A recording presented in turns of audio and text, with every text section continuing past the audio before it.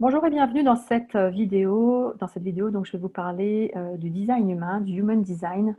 Qu'est-ce que c'est? Donc, c'est un merveilleux outil de connaissance de soi au service de votre vie et de votre activité.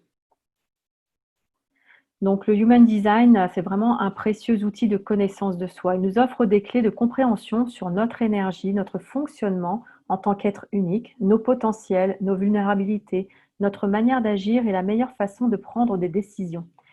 Il permet aussi d'avoir des prises de conscience sur autrui dans son fonctionnement pour vivre en harmonie, car évidemment, nous sommes tous des êtres complémentaires. Le Human Design inclut plusieurs éléments, notamment l'astrologie occidentale et orientale, le I Ching chinois, la Kabbale, le système des chakras, ainsi que la physique quantique. Finalement, c'est un pont entre différentes traditions anciennes et modernes qui font toute sa richesse. Donc, pour pouvoir lire toutes ces données, on crée une charte qui est issue des calculs incluant la date, le lieu et l'heure de naissance. C'est un système qui a été créé par son fondateur, qui est lui manifestor, donc Ra Uru U. Le Human Design apporte une compréhension de soi qui amène une plus grande fluidité et plus d'alignement avec l'être unique que nous sommes. Et quand évidemment on a plus de compréhension de soi, de son énergie, de ce qui fonctionne pour soi ou pas, on a une plus grande bienveillance, tolérance envers l'être que l'on est et on a moins de jugement parce qu'on sait qu'on est ainsi. Et plus on vit en alignement avec son design, donc le type, la stratégie, l'autorité, les potentiels, nos challenges, eh bien évidemment la vie est beaucoup plus fluide et légère. Et évidemment, quand nous ne sommes pas en alignement, on se confronte à certains challenges. Le Human Design n'est pas une fin en soi, évidemment, c'est un outil, comme tout outil, et celui-ci apporte un réel plus dans notre activité, notamment par rapport à qui on est dans notre énergie, notre type, notre stratégie, donc nos potentiels et nos challenges, comme on l'a vu, mais ça permet de se dire, waouh, effectivement, je suis comme ça, et on comprend pourquoi on est comme ça, puisque tout cela est déterminé par notre date, lieu et horaire de naissance. Donc, il met en avant notre caractère unique, et du coup, ça peut faire croître notre activité puisque en déterminant le type que nous sommes et notre stratégie, eh bien du coup, on peut faire des choix qui sont alignés.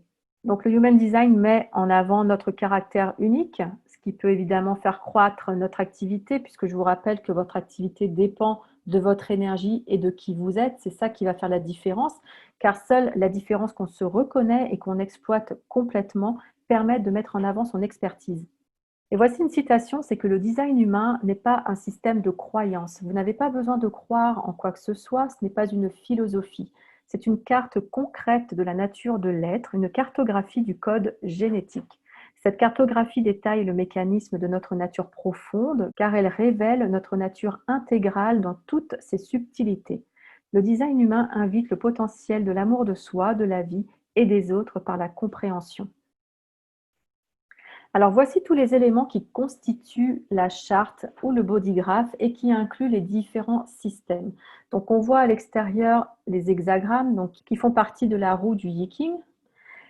Donc ces hexagrammes sont au nombre de 64 et ça va indiquer dans le Human Design les différentes portes qui ont des qualités différentes. Ces portes sont situées dans les 9 centres, les centres qui sont issus du système des chakras. Donc, dans le Human Design, il y en a 9 plutôt que 7 traditionnellement. Et tous ces centres énergétiques sont reliés par des canaux qui sont au nombre de 36 et qui permettent la communication entre ces différents centres.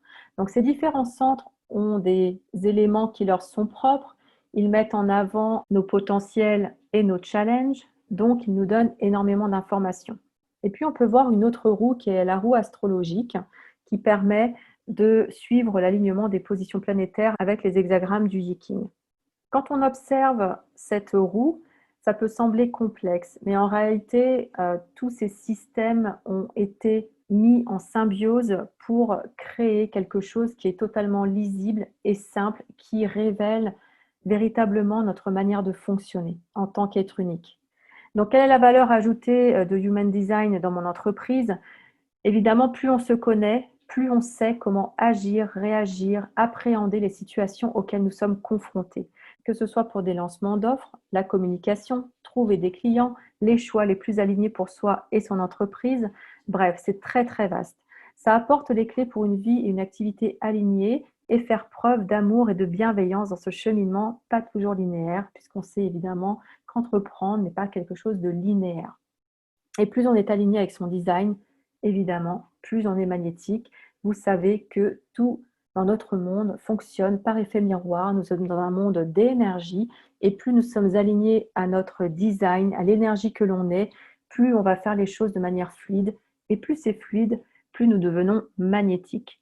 Donc connaître la stratégie marketing la plus alignée à votre type, puisqu'évidemment chaque type a une stratégie qui est bien définie.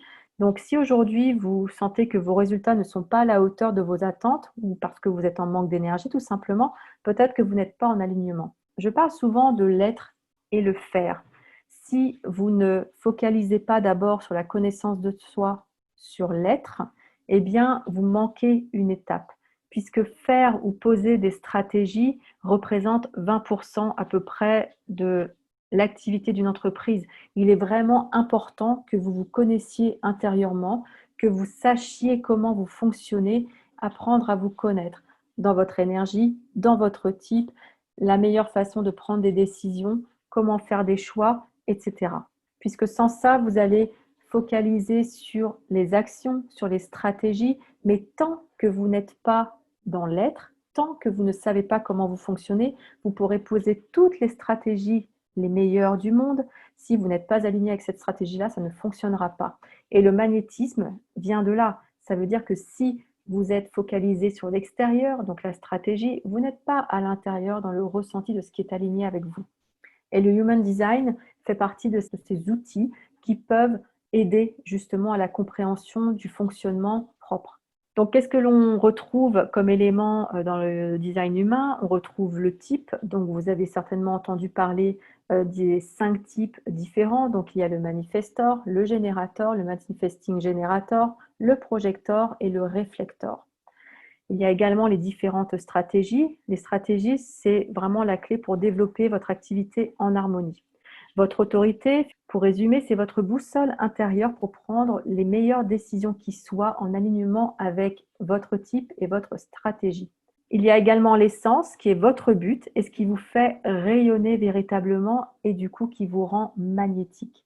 Le design humain permet d'identifier votre non-soi. Le non-soi, c'est votre conditionnement. On va dire que c'est un peu le côté obscur de votre force. On peut identifier également les super pouvoirs de chacun puisqu'ils sont uniques, c'est-à-dire vos potentiels, ceux à reconnaître et effectivement à déployer dans votre activité. Parce que s'il est un endroit où on peut déployer ses pépites, ses super pouvoirs, eh bien, c'est dans son activité. Parce que c'est grâce à eux que vous allez être reconnu et choisi dans votre énergie.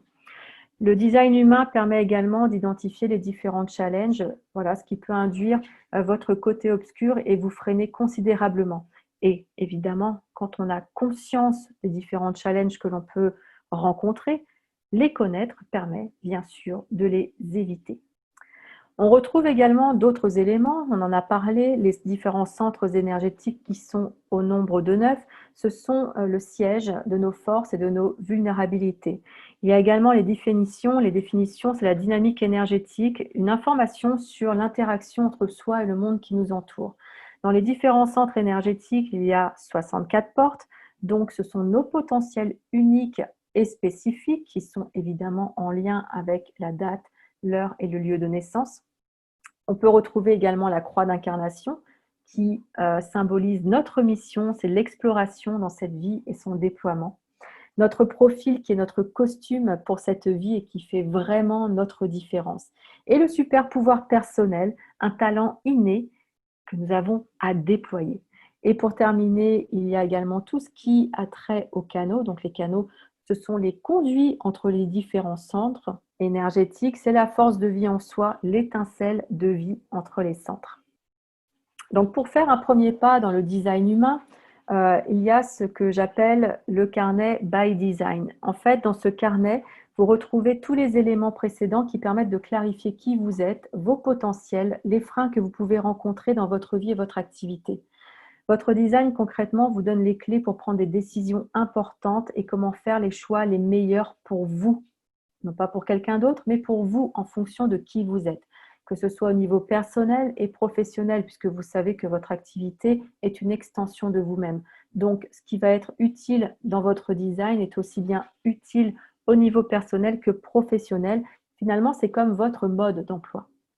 Vous allez pouvoir déployer les pépites qui vous caractérisent et qui sont à utiliser absolument dans votre activité. Vous prendrez conscience de vos richesses et des challenges issus de votre conditionnement. Donc, avec cette conscience, vous pourrez les éviter. Et puis, c'est poser des mots sur l'être que vous êtes, parce que ça permet de passer au niveau supérieur concrètement. Avec la connaissance du design humain, on cesse vraiment d'aller à contre-courant. Et voici une autre citation, c'est que le grand dilemme dans la transformation de la conscience, c'est de tenter de raisonner avec le mental pour lui dire que même s'il est parfois intéressant, il n'est pas responsable de guider la vie. C'est un énorme défi. Et effectivement, le design humain nous amène aussi à prendre conscience, à ancrer que ce n'est pas le mental qui doit prendre les décisions, mais bien votre stratégie et l'autorité qui sont en lien avec votre type.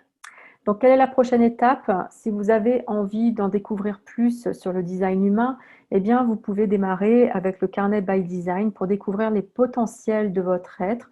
Ou bien, si vous choisissez de vous faire accompagner pour le développement de votre activité, eh bien, ce carnet est inclus puisque c'est une base essentielle pour savoir qui vous êtes, comment vous fonctionnez et ce qui va vous rendre pleinement magnétique dans votre activité.